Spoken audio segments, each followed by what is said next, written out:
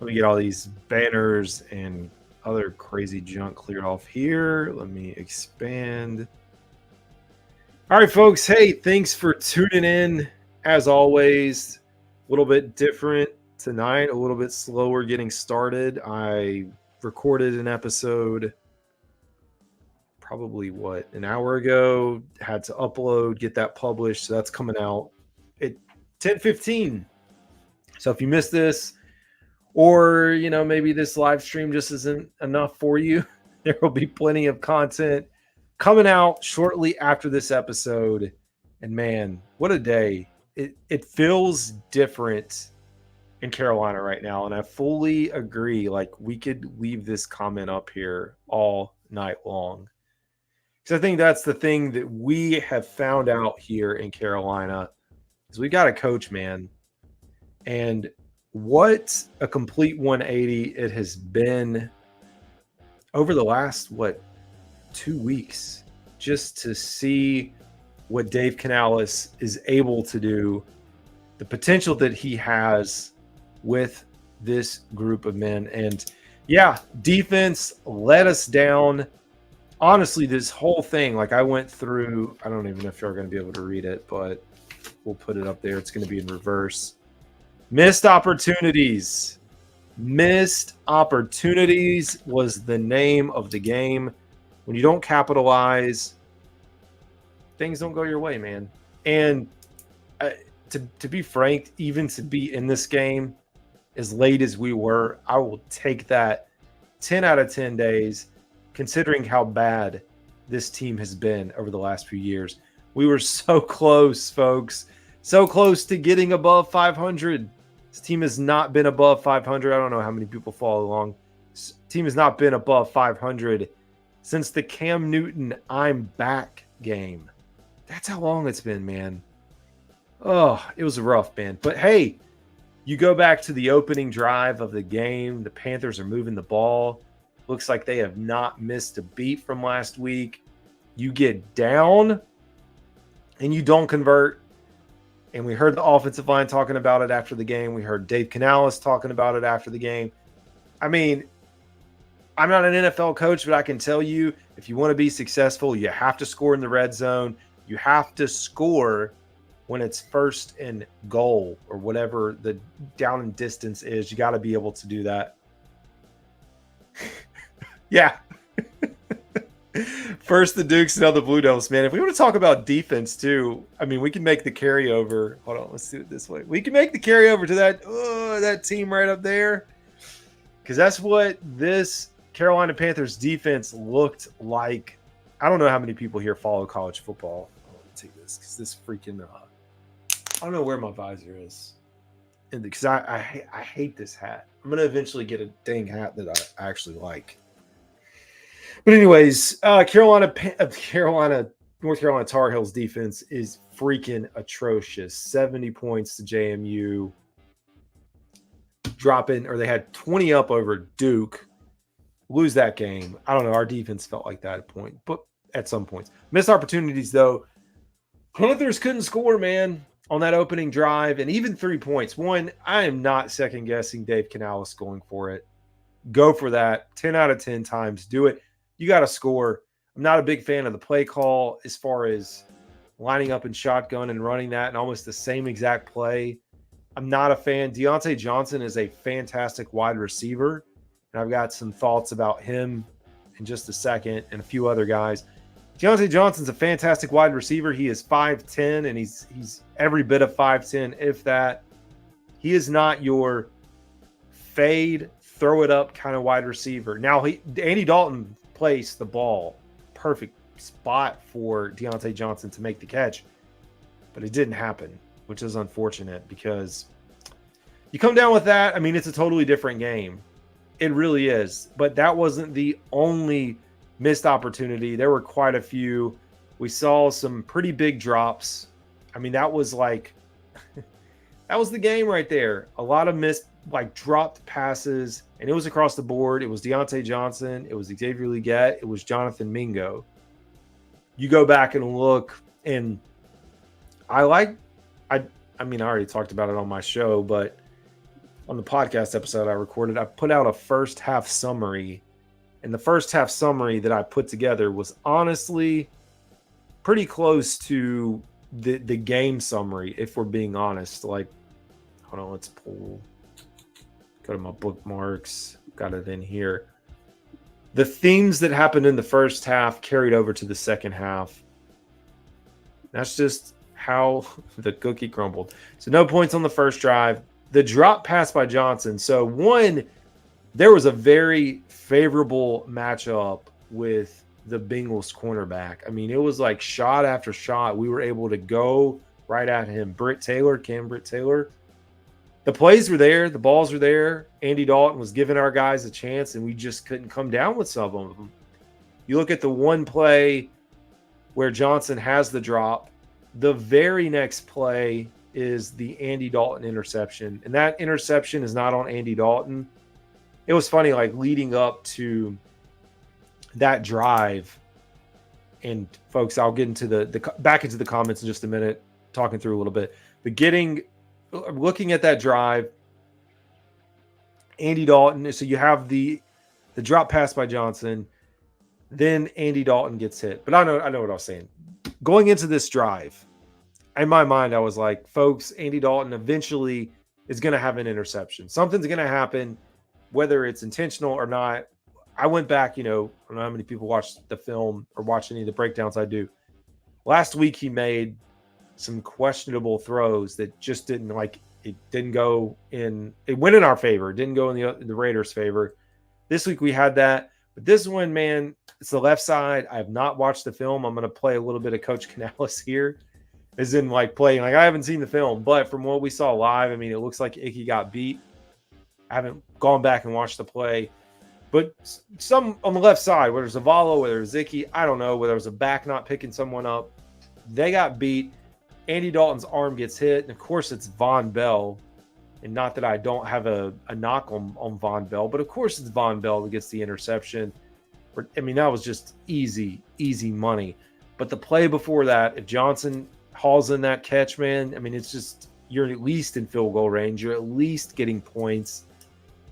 Tough day, man. It was a very tough day. Let me go back here to get the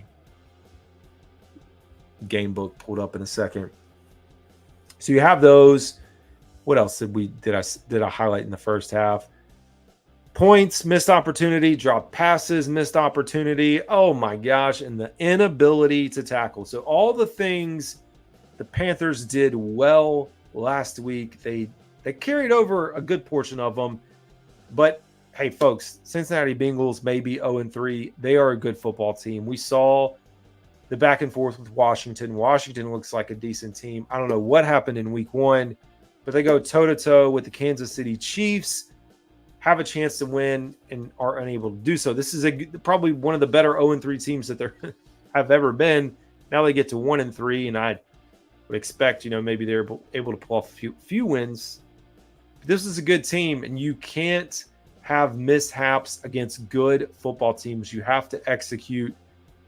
Fortunately, defense let us down. I don't know what is going on. Now, I've got thoughts about the defense in general, like heading into next year. Maybe we'll talk about that. I don't know. I'll talk about it on the podcast, but you got to be able to tackle. I mean, the Jamar Chase touchdown, that's a simple tackle, man. You don't wrap up. You're in the NFL. Wrap up, dude. Just wrap up. When I first saw the play, I was like, well, maybe Jamar Chase, or maybe our defender, and I don't remember who they were, if it was Woods, who was back there. Maybe they thought they were going to get like a personal foul and just make a rough hit. No, they just missed, man. And you can't have him take that to the house. You've got to at least force them to work the ball. But you have that play. Talk about a game of inches. The touchdown at the end of the half. Number one, I will say this too. Am I a believer that games are fixed? No. Am I a believer that there are some questionable calls? Yes. Do I think that one? I don't know the referees well enough and the officials to know who is who calls what. I do know they're human though. And I do know, come on, dude, some of the calls on this team, and I'm not saying the calls made or broke this game, But the Cincinnati Bengals being able to get the ball down to the 1 yard line and having the pass interference, it was terrible, dude. Like they're going hands back off of each other, back and forth, and you call the play. Then you have I don't even know what official it was, back judge, who he was behind the play, calling a pass interference on the play that happened in the front. It was terrible, man. It was absolutely terrible. We're going to talk about the Moss touchdown in a second, I promise, but I got to get off the soapbox around officials. And then later in the game, you have the Joe Burrow scramble around for 10 seconds. I don't know if it was 10 seconds. It might have been 7, 8, 9 seconds. Whatever it was, a penalty is thrown against the Cincinnati Bengals. Penalties thrown, likely holding. I mean, what other penalty are you going to be calling in that situation, or illegal man downfield? One of those, a penalty that would have scrutinized. I mean, this was on third down. It would have stopped Cincinnati, but Burrow gets a conversion. Penalty flag is picked up. For what? If you throw a penalty, this is not me walking down the street right here and I got a piece of paper in my pocket and I reach in my pocket to pull out my cell phone and I accidentally drop it. You throw and man, I don't cuss, but you throw the dang flag in the NFL. It's not like it just falls out and you're like, oh, maybe I did or maybe I didn't see it. I'm all for situations where you pick up a flag if it's a pass interference call where maybe both guys are competing. You have a conversation, and you're like, oh, we will waive that off. There is absolutely, and this is all sports, but there is no accountability for officials. And I mean, it builds on the theories that people have, but there is no accountability. And again, I'm not saying that made or broke the game. There's no accountability, and they don't have to answer to it. They never will. And when you pick up a flag, whenever you throw it, and I know the Panthers are in the line of sight or the target in this situation, and it is what it is, but I know it happens probably more times than not. You should have to explain why you are picking up the penalty and why it's not a penalty. Not that, oh, we're waving the flag. It's just, dude, it's stupid, man. And I don't know, man. There's just no accountability. These guys this isn't even their full-time job. And I don't bet. I'm not a sports bettor. I've never placed a sports bet as far as like a legal bet on, I say I've placed illegal bets. I do fun $5, $10 family pick'ems, like $10 per year. Not this, like not wagering on FanDuel, whoever you use for your sports betting. I couldn't imagine, folks. Anyways, doesn't matter. That just sucks. It does suck. Panthers aren't, I mean, you can say whatever you want about officiating. You can go back to the Cam Newton days, and when an official told Cam Newton that he didn't have, I don't know if it was the seniority, whatever it was, Cam Newton didn't have the clout, whatever you want to call it, to get that call. And that's how they're officiating these games, folks. Wave the flag, whatever. All right, back to the actual discussion. Panthers had a chance to go into the half, potentially tied, and you have the missed tackle. Scott slips. Moss slipped just enough to cut inside and score. That was deflating. And then you have the Bengals coming out and score again. You're down by 2 touchdowns. Now, the one thing I will say with the mishaps, the team did not quit. And that is something different that, yeah, we saw it under Steve Wilkes for a short spurt when he was here. But it's something this team in general, under Tepper, we have not seen. We have not seen a team that fights week in and week out. I think a lot of the belief has to do with Canales at the helm, but also Andy Dalton. And the future of Bryce Young. I know a lot of people probably wonder, one, kudos to Bryce Young. I saw him on the sideline. I saw him in between plays, dapping players up, going out congratulating Miles Sanders. This team in its current state, and maybe if Bryce is here next year and he sits, it's not built for a quarterback, and it's not just not built for Bryce Young, a young quarterback. It's not built for whoever you want to insert into the NFL draft next year. This team, Carolina Panthers, needs to stay far and as you can. The NFL should come out and make a statement that this team cannot draft a quarterback. They don't need a quarterback, folks. They need playmakers. And I said this earlier on what I recorded, this is not a knock on any particular player on the defensive side of the ball. J.C. Horn, fantastic year. This dude is playing out of his mind, and I hate that he's playing out of his mind in a year when no one else really around him is playing. The defensive side of the ball, with the injuries stacking up, and it's no knock on the guys that are here, I don't even know how many of the guys that we have on our defensive 11 that would be backups elsewhere. That's the state of the team, man. I mean, you're talking about guys that are borderline second, third string, possibly a practice squad guy, possibly XFL, whatever the new league is. That's where we are. This Carolina Panthers team has shown, like, Dave Canales can manage with the veteran quarterback. A quarterback, and like, I'm all in now on Andy Dalton, rolling with this as far as he can take us to keep us competitive, and then start building and stacking up playmakers. Focus on the defense because we need it, man.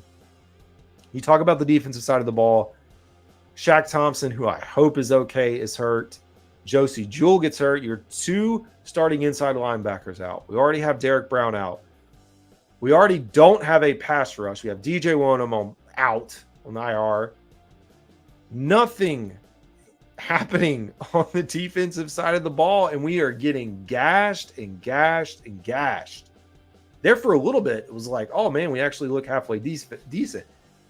The unfortunate thing with this Carolina Panthers team is they cannot play on the defensive side of the ball unless we have a lead. And even then, I don't know. Your lead better be about 2 touchdowns, at least. Again, it's not a knock. It's just the state of this team, man. Offense has done more than enough. I mean, putting up 24 points, and I know they left some points on the board. You put up 27, 28 points in the NFL, and I'm throwing on, if we got a field goal. But if you put in that range, you should be in just about every game in the NFL. You should. I don't know. All right, getting back on track. I did talk about the penalties. I mean, one thing that, removing the pass interference calls, whatever it is, like overall, team has gotten a little bit better, or at least improved. Some of the holding calls, false starts, things like that. So, yeah. And I just hit on defense. The last thing I had in the first half analysis summary, no pass rush. Absolutely no pass rush. We've seen it for 3 weeks now, but it is like, I keep saying, Joe Burrow, whoever the quarterback is, like, they could set up a dang picnic back there. 0 sacks. Now, on the flip side, offensively, we didn't give up a sack either. I mean, the closest thing you had was the arm knock where Dalton throws the interception. But offensive line vastly improved, and that's even with Damian Lewis out and Chandler Zavala in. Icky's still kind of iffy. Icky, iffy. It's going to be the theme. But you don't have pressure, you're not going to win, man. The Panthers made a decision this offseason. Now, I can't knock them. They tried to address it. They brought in Jadeveon Clowney. They bring in TJ Wonham. They hope that, like, hey, this thing's going to work out. But you can't manufacture pressure with the front that you have, and maybe you thought Derek Brown would help. When you can't manufacture the pressure, you can only do so much on the defensive side of the ball, and that's what the Panthers, that's the state that they're in. You even throw in not having a Frankie Louvu, who's a fantastic football player. You don't have a Frankie Louvu here. Like, Josie Jewell is not him. Shaq Thompson is not him. They're just different style players. I've seen this linebacking core blitz. Ain't much happening, man. Like, I don't know. And I think that's why we're dropping into coverage as much as we are and not blitzing, because the pressure's just not there. That's why I go back to my talk track that you're going to have to invest on the defense. They've invested heavily on offense. But this team is not in position to even think about getting on the defensive side of the ball. And I'm going to get into the comments just a minute again. That's it, folks, man. But, we turn now, I will say, like I said, competitive football. I mean, you go back and look, it was fairly even in the box score. And the game felt fairly even. Like I said, getting down as much as we did, the 2 touchdowns, at one point we were down by 17. The team kept fighting. Xavier Legette, man, what a day. First NFL touchdown. Love the celebration. This guy is making a big step up with Adam Thielen being out. Speaking of Adam Thielen, a lot of folks who are here are like, oh, Adam Thielen is just he can't run. He's slow. He's this. Dude, Adam Thielen is your shirt. You saw the difference in having him and not having him today. There's probably 3 or 4 drops that happened, that those are plays that Adam Thielen makes throughout the course of the game. And having that reliable pass catcher, like, I don't know if Adam or when he's going to be healthy.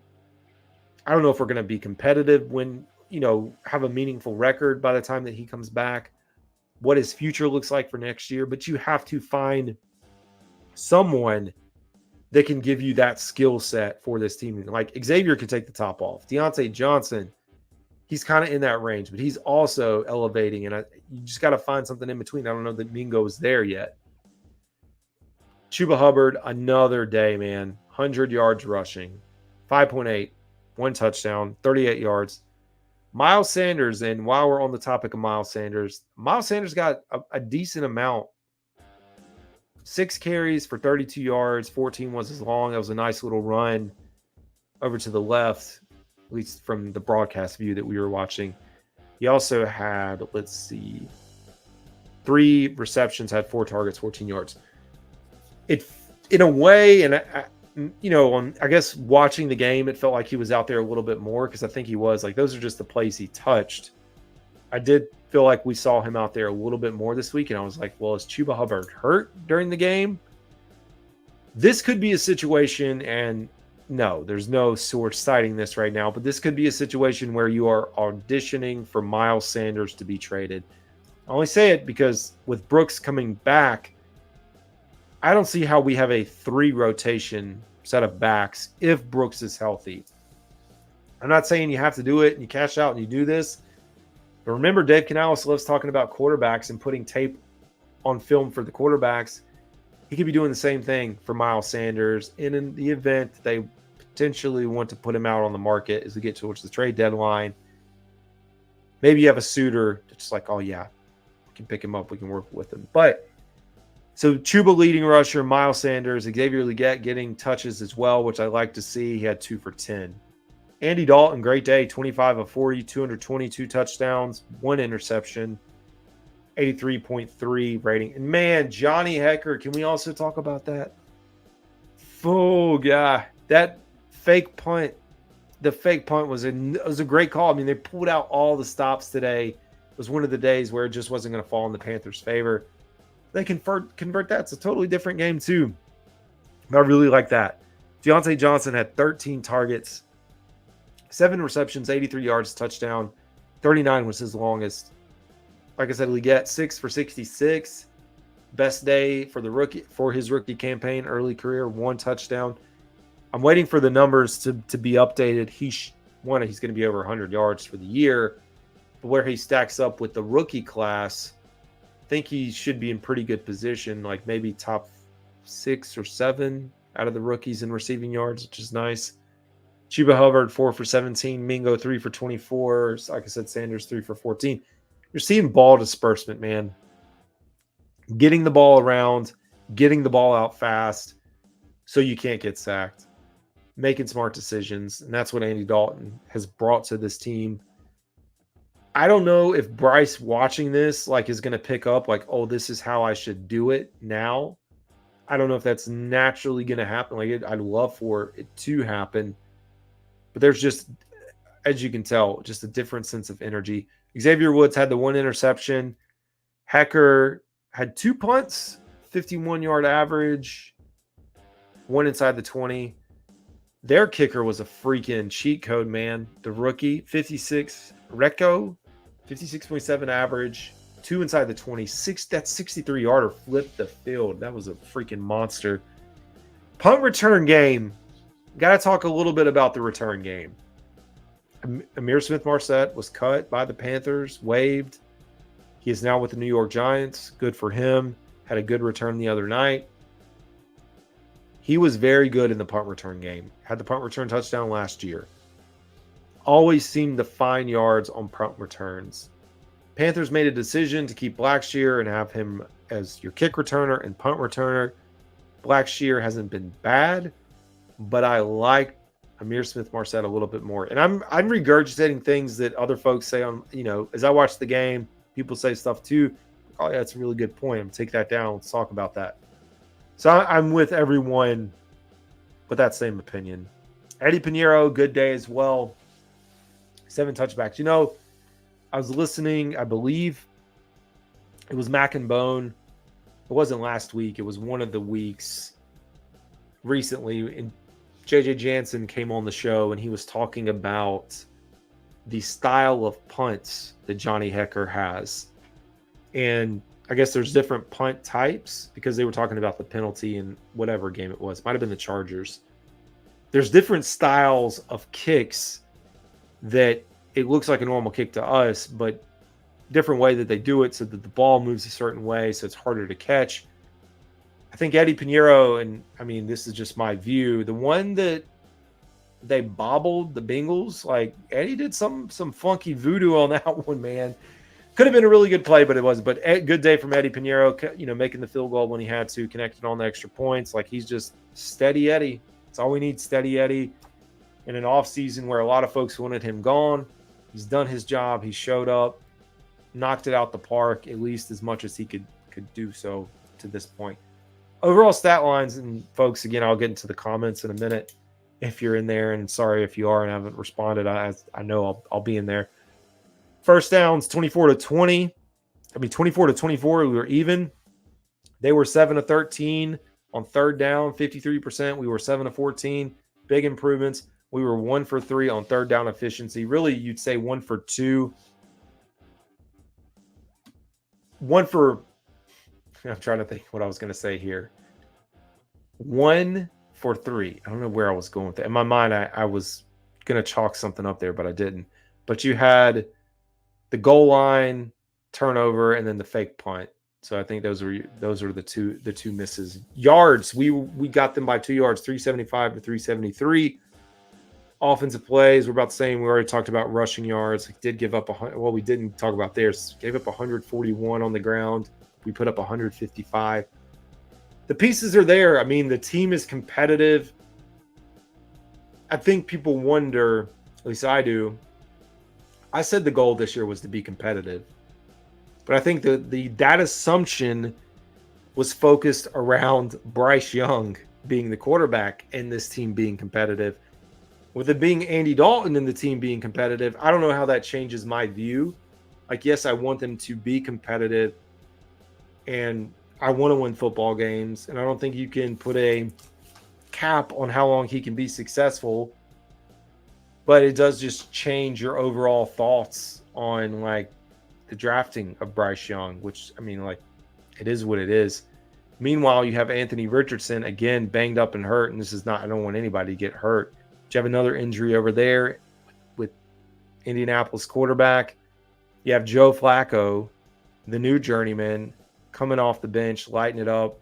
I mean, it's wild. These older, we're calling them older quarterbacks, man, they still have some life. Like Joe Flacco is, 3 or 4 years older than Andy Dalton. So, we can try to put a cap on this and say it's for the next year or two.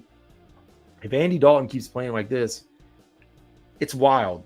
It's still wild for me to see Andy Dalton playing as well as he is, only because he got, kicked away out of Cincinnati, which I get it. They were kind of falling apart, weren't winning. But he gets kicked out of Cincinnati and just bounces around from Dallas. And this is not in order, but Dallas, the Chicago, New Orleans, now Carolina. It's like at some point along that journey, wouldn't he have, like he was younger, and then wouldn't if he he clicked and found a landing spot. But I think that's just the nature of the NFL. Like I said, if you were here in the early part of the stream, as we talk about quarterbacks, the Carolina Panthers should stay as far away as they can from a rookie quarterback. This team's not built for it. They're going to have the same type of failure if they try to do this. I think the model that Dave Canales is really good with right now is a veteran quarterback that understands how to play NFL football. And maybe having Bryce Young in the helm and learning as we go would be nice.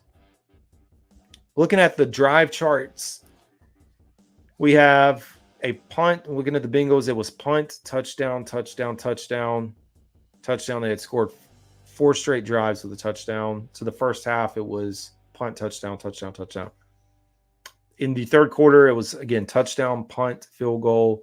The interception kept us close, a punt and a field goal. Average starting field position was their 33.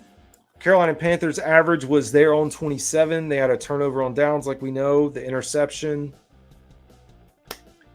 Hard to start a game going all the way down to the 1-yard line, not scoring. Having an interception, I know it's not Andy's fault, but having an interception on the following drive. You can't put yourself in a hole against good NFL teams. You can't. Touchdown, touchdown. They responded, man. That's the thing. They did not quit. It's cliche as can be, but they did keep pounding. And I mean, that's all you can ask for. Punts, turnover on downs, touchdown, field goal, punts. And that was the end of the game. Tough day. Time of possession was pretty balanced as well. 28 minutes to 31 minutes. Bengals had the ball for 9 minutes in the fourth and 9 minutes in the third. They dominated the second half.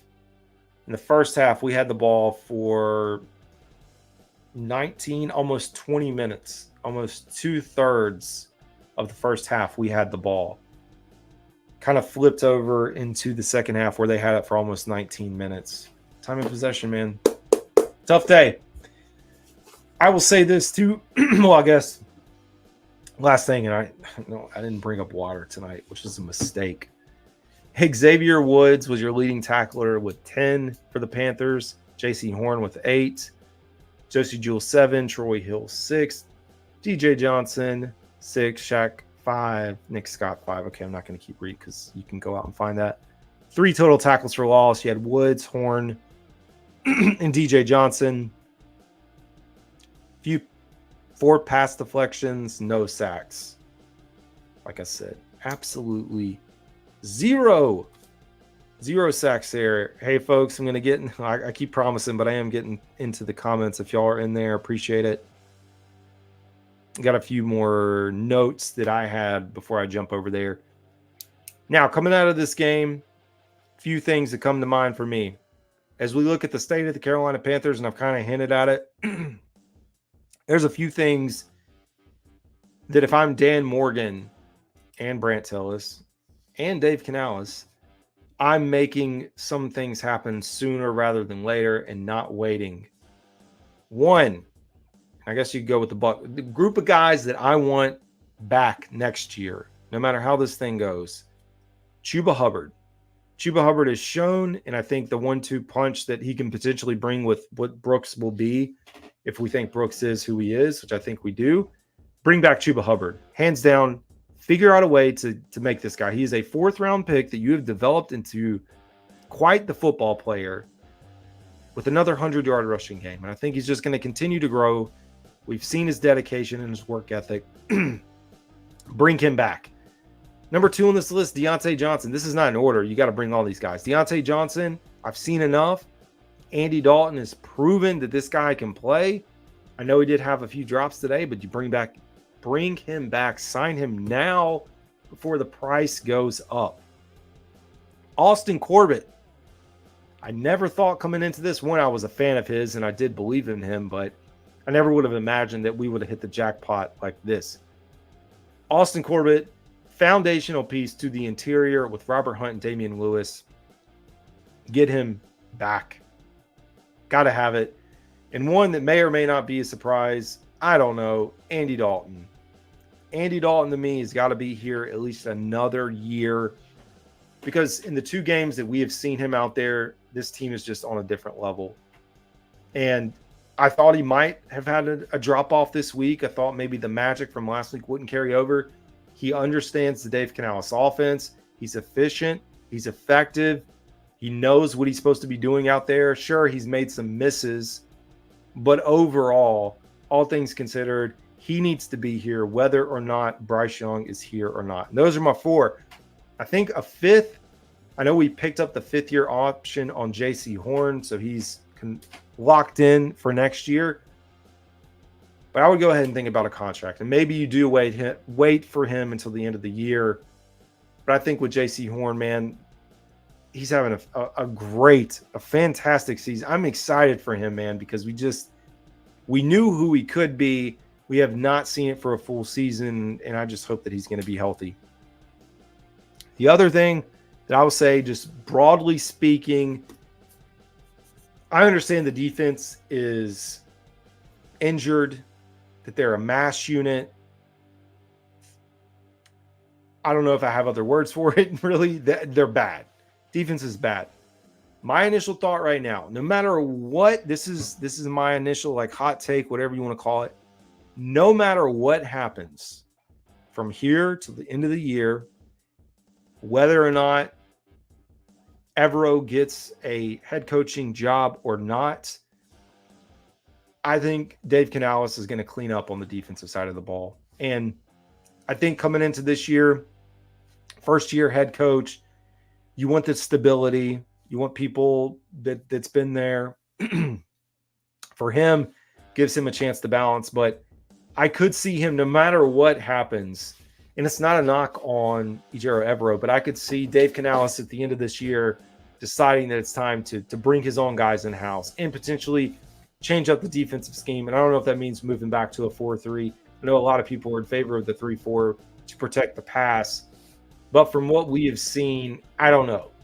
And I know Dave Canales is smart enough to know that, like, Evero's doing everything he can with all that's been given to him, and I don't think he's a bad coach at all, and I do think he should deserve to become a head coach. But at the same time, man, it's just one of those things, like, I don't think it would be abnormal because I'm not saying Tepper forced him, but we know Evero was under contract, and we know we didn't let him interview elsewhere. He also may just want out at this point. Like, he's been here, he's seen it. I don't know. My initial thoughts. Got to go out and draft defense next year. That is my goal. Draft on the defense. Figure out how to get T. Higgins here, man. Because that was the other thing. T. Higgins lit up this team. We did not have an answer for him, man. And I know this Bengals team, I think he came back last week, so he's like just getting back in to being 100%, whatever it is. Panthers did not have an answer for that dual threat. Could not stop him, and like the Panthers need something like that. So bring T. Higgins over here. And again, as we talk about defense, and we've said it, I don't know what we're going to be looking at over these next few weeks. Winnable games, offense should keep us in the game. It's funny, last year defense kept us in it. Offense couldn't do anything. This year, offense puts up points. Defense can't make a stop. We're going to need some stops. We've got a chance. You look ahead to Chicago, there's a chance to win. There's no doubt about it, but it's going to be tough sledding in some of the games that we thought might have been easier. Washington, Denver. I think Giants I'll still keep up there, but I don't think I would think the Falcons are. But there's a group of teams that it's going to be a little bit harder than we thought. All right, folks, let me hop back over here and get caught up with y'all, man. Yeah, we talked about our unfortunate Duke and Blue Devils. Yeah, for the folks, I'm a North Carolina fan. I think that's pretty obvious there. Speaking of which, I'm on the stream. Fire Mac Brown! I appreciate what Mac Brown has done for the entire program and the talent that he's brought in. And he has kind of brought us back into some relevancy after Fedora. It's time to move on. Missed tackle before the half by Nick Scott had me hot. It was, dude. Oh, that was tough, man. You're so close because they wouldn't have gotten any points. The clock would have ran out. That whole drive, the sequence at the end, so bad. Yep. Rock says penalties hurt, no doubt. Drop passes and missed tackles cost us the game. They did.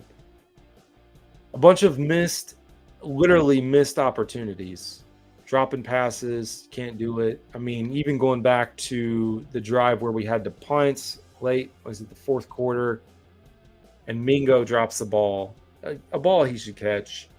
And no, it wasn't a first down, but it gets you into second and manageable 5 yards, whatever it is. It's rough. It is nice. Dixon Yates says, I'm glad the offense isn't the issue anymore. I agree, man.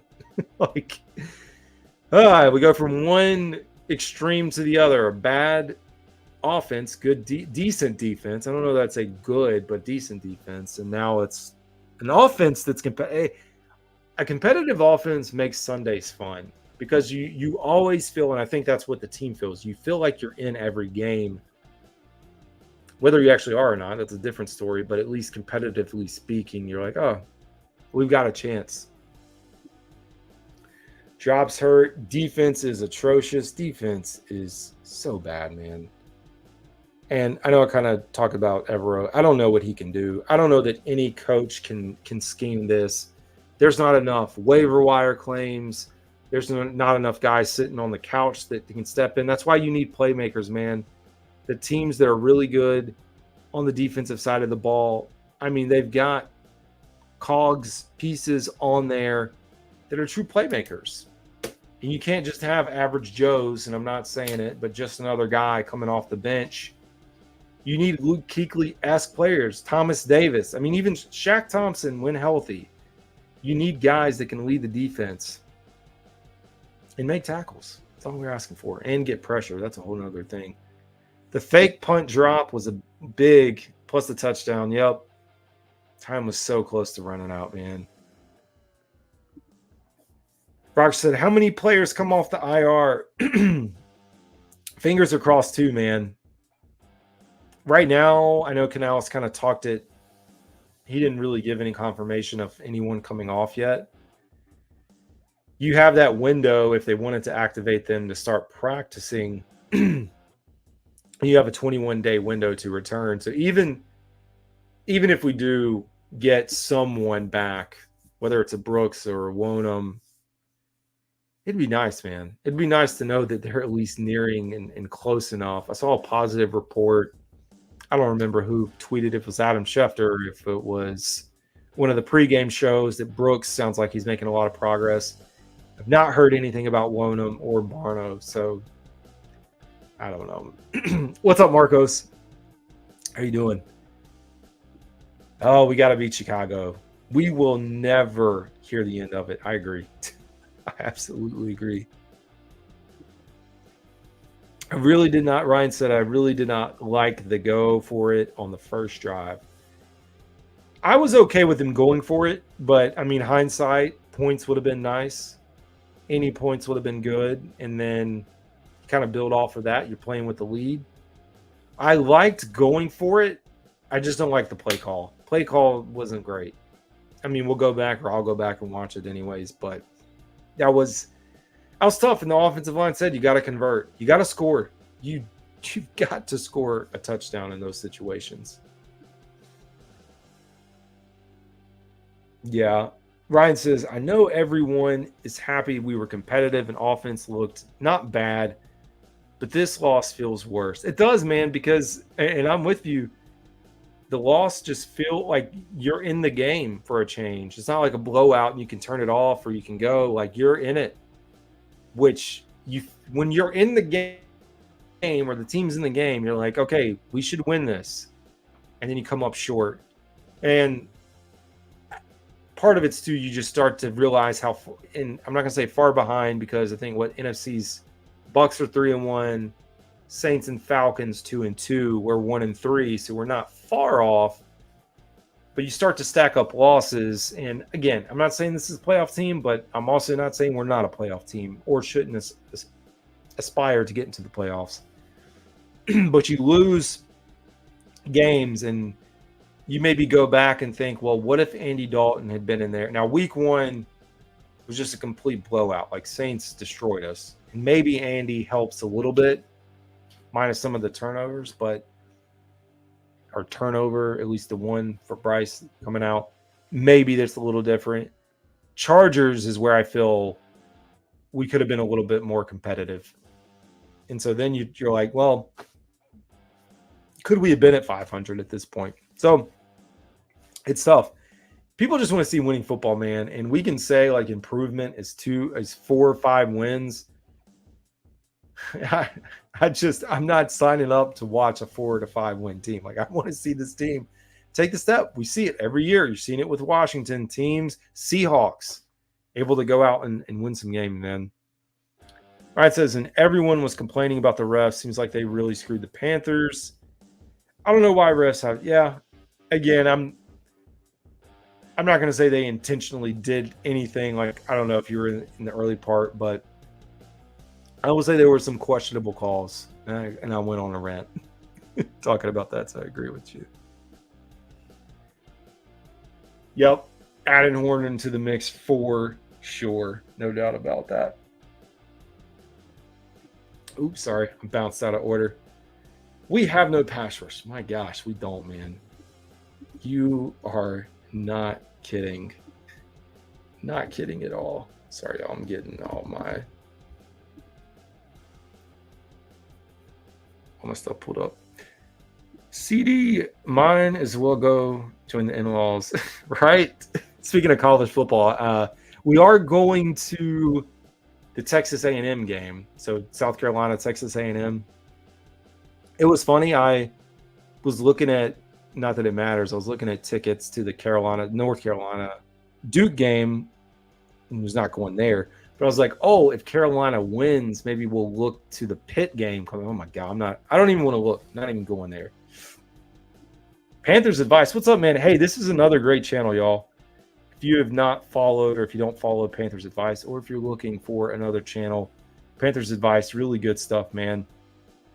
I appreciate you tuning in. He said, want to see a game.